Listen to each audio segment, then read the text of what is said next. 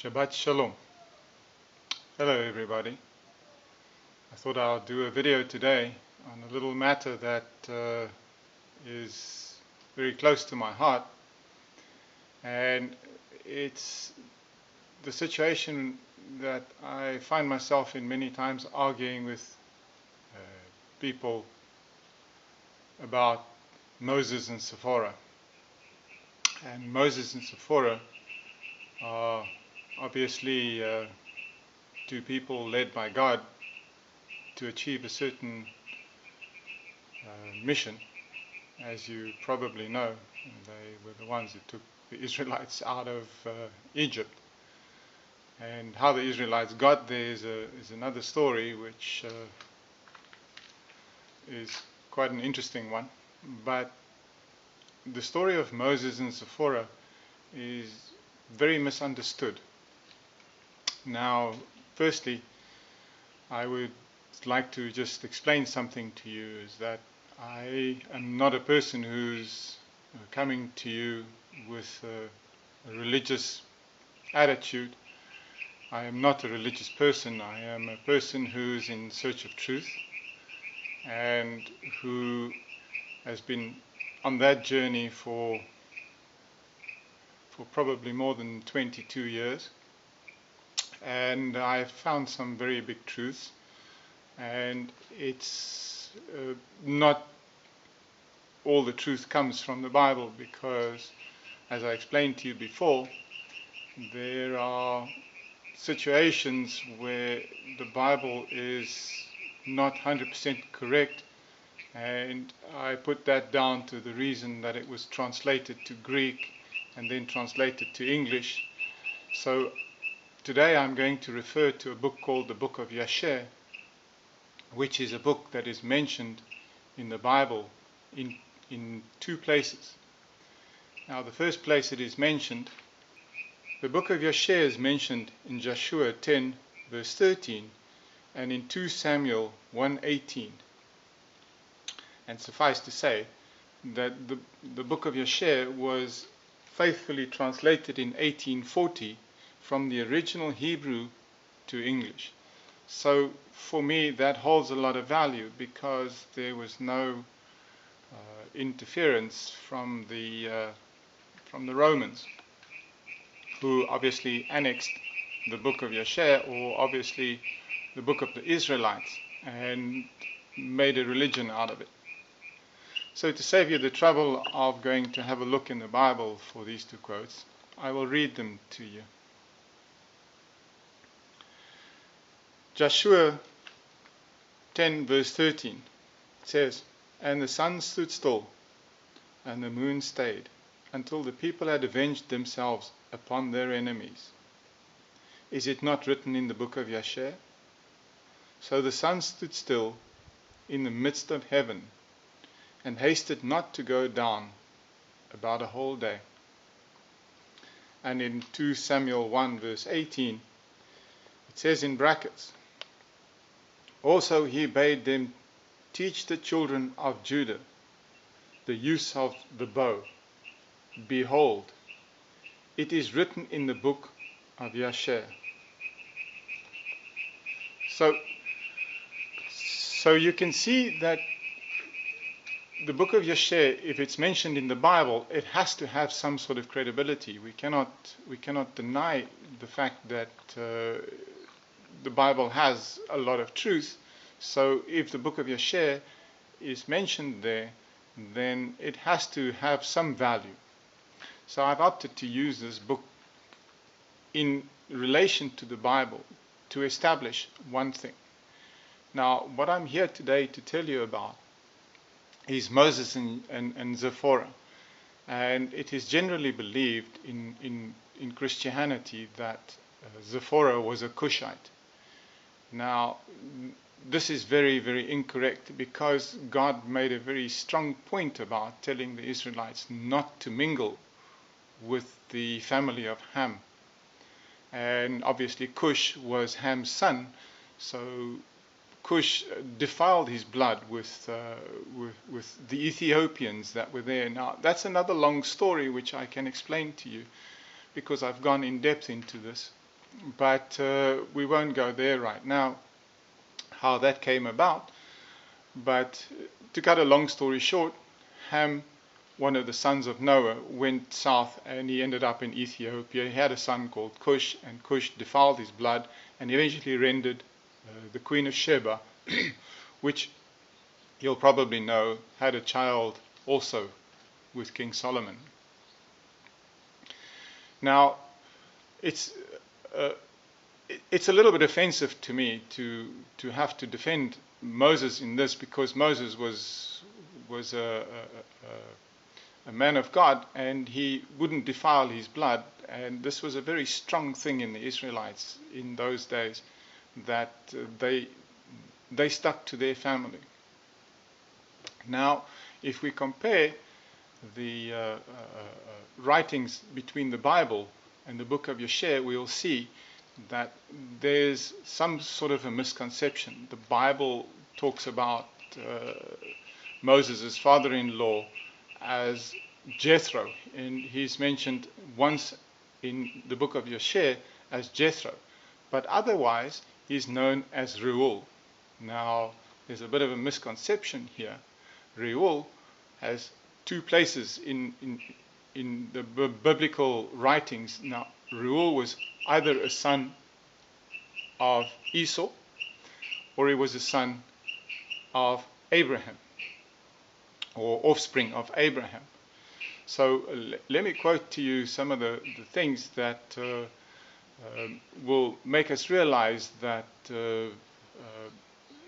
Moses' wife, Zipporah, was a Midianite. And a Midian, was directly from the offspring of Abraham.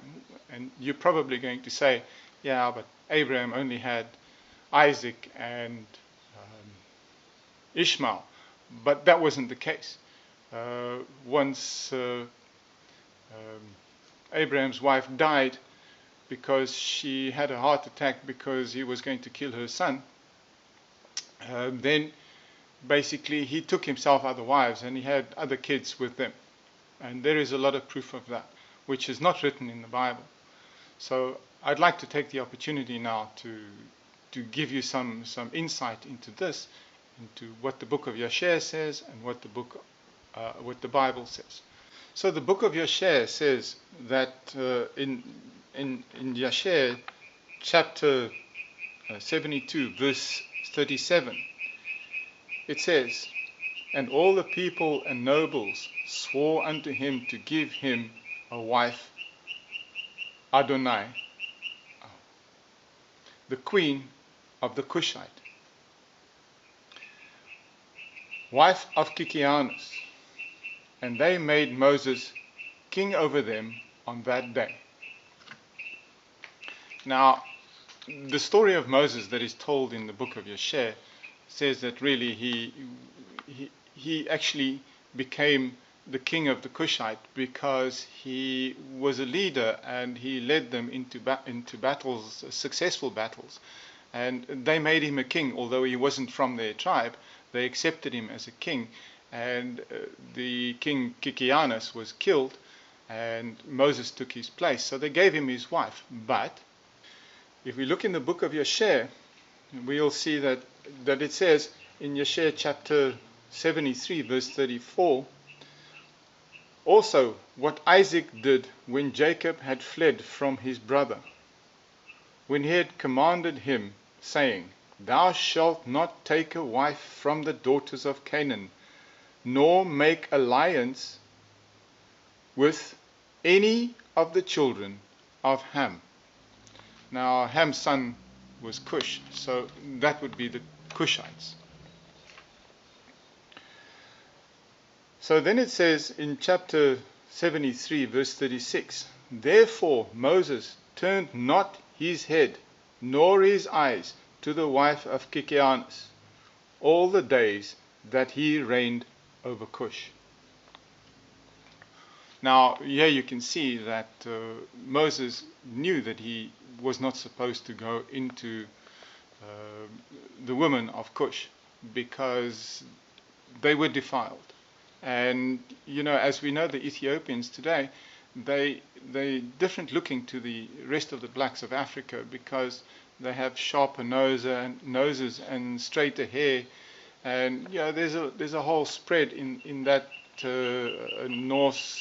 northeastern part of Africa where the blacks there look very similar with different noses and more straight hair, and these are them.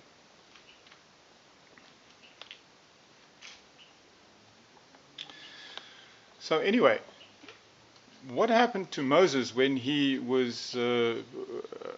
had basically finished his rule, or he got to a point where he didn't want to rule the Kushite anymore? So they appointed a new king, and they gave Moses a lot of presents and said to him, "Thank you very much for what you have done for us," and sent him on his merry way. And he met up with Jethro, or Reuel, whichever one you would like to call it. I'll explain it to you now. But he met up with Reuel, and he actually was thrown in jail by Reuel. So where did Moses go when he was finished ruling the Kushite? Where did he go? He went into Midian, which was the land of the Midianites, and Midian was a son. So we've had a power failure again, and the reason why I'm building that generator thing. So when Moses left the Kushites and he went to the land of Midian, then he met up with Jethro there, and he confided in Jethro and told him the story about his rulership over the Kushite. In Yasher chapter 76 verse 21 to 22, and Moses related to Reuel that he had fled from Egypt, and that he reigned 40 years over Kush, and that they afterward had taken the government from him and sent him away in peace with honor and presents. And when Reuel had heard the words of Moses, Reuel said to himself, "I will put this man in the prison house, whereby I shall consolate the children of Kush, for he has fled from them." Now, this was an assumption from Reuel, because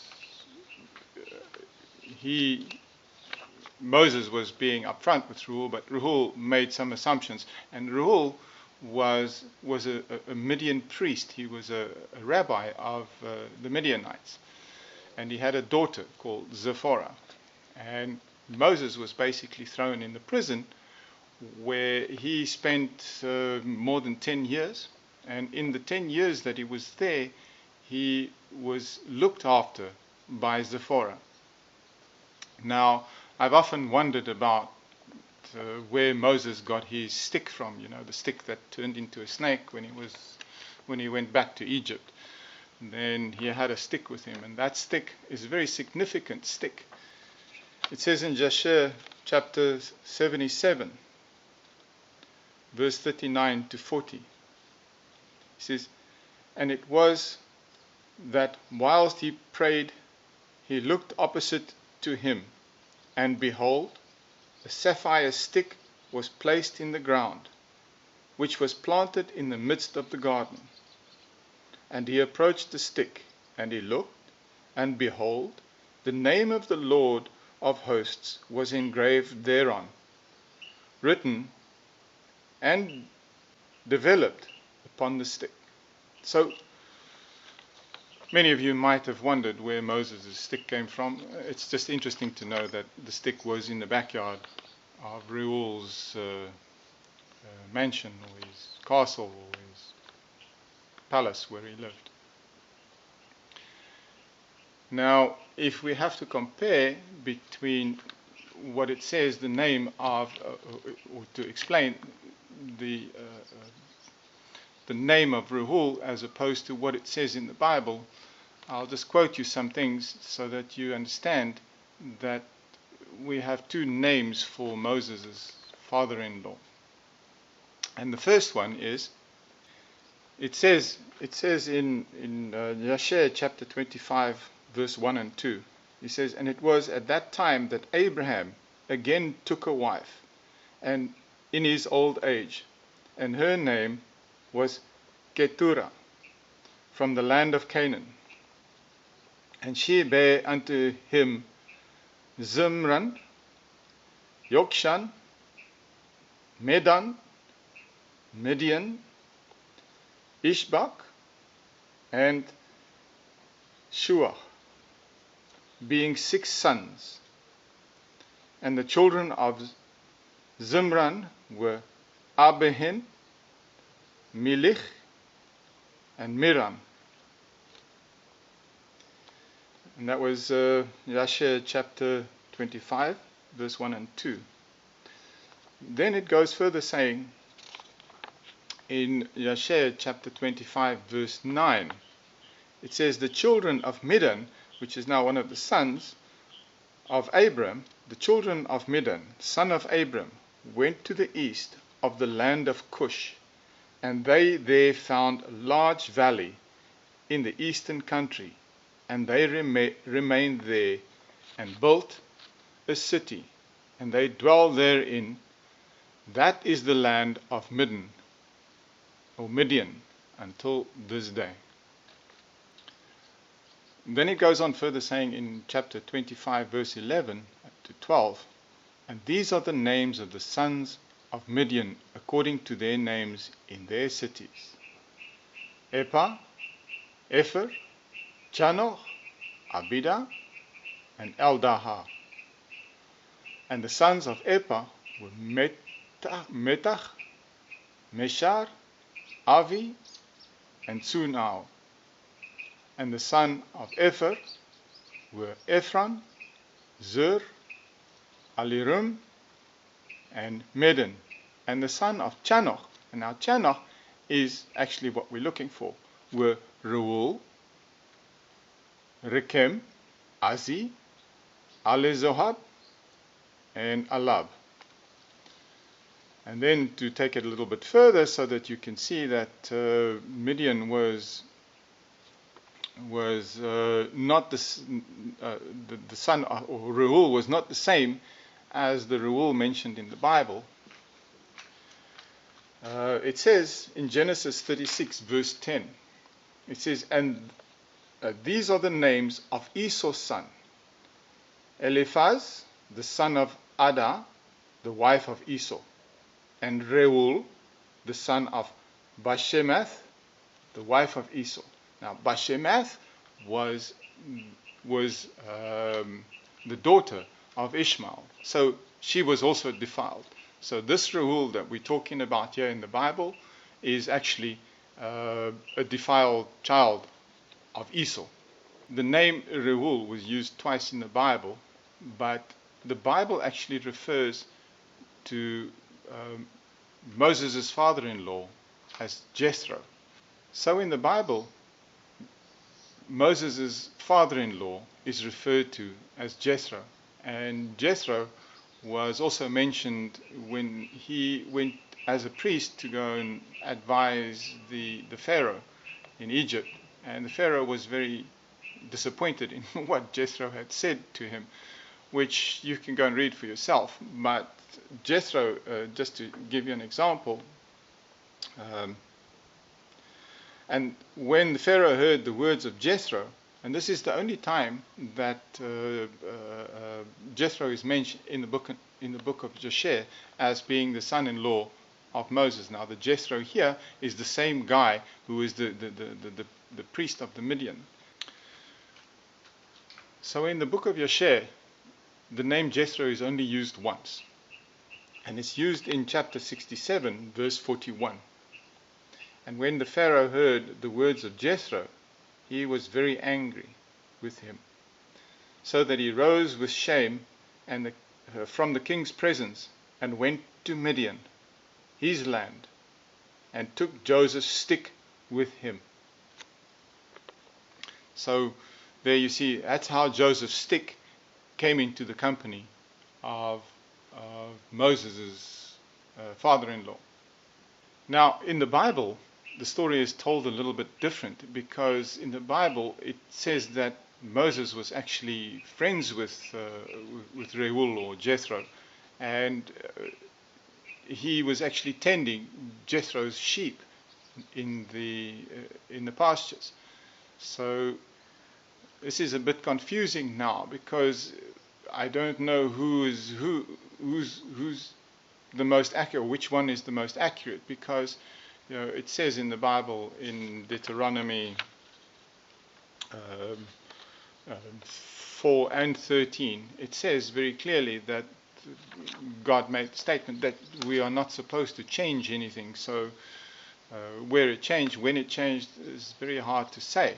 But it says in the Book of Yasher that in the Bible, in Exodus, it says that Jethro, the son, the father-in-law of Moses, was actually kind towards Moses and gave him a job to look after his sheep.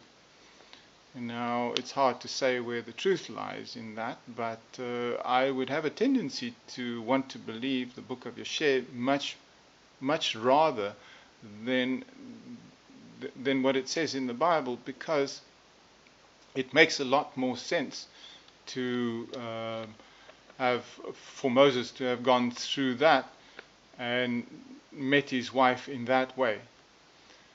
So Jethro eventually turned around and became friends with him, and that sounds a more realistic story than what it says in the Bible. So what does it say in the Bible? It says in Exodus 3 verse 1 that Moses, or in regard to Moses, said, "Now Moses kept the flock of Jethro, his father-in-law, the priest of Midian, and he led the flock to the backside of the desert and came to the mountain of God, even to Horeb." It also says in Exodus 2:21, "And Moses was content to dwell with the man, and he gave Moses Zipporah, his daughter." So, when Moses had his thing, now from the Book of Yasher, it is evident that eventually Reuel or Jethro, whichever you like, changed his attitude towards Moses, and he let him out of the prison, and he allowed him to go in the backyard and pray, and he gave him his daughter Zipporah. So in closing, I would just like to say that Moses did not have a Kushite wife. God would never allow half-breeds into the kingdom, so he needed for Moses to have a pure wife, and the pure wife was direct offspring of Abraham. So it's very important to know that, and it's also important that the truth be out there and not hidden from you as it is right now. Thank you for taking the time to listen to what I have to say, and I hope I'll see you next time, and have a pleasant Shabbat. Good day.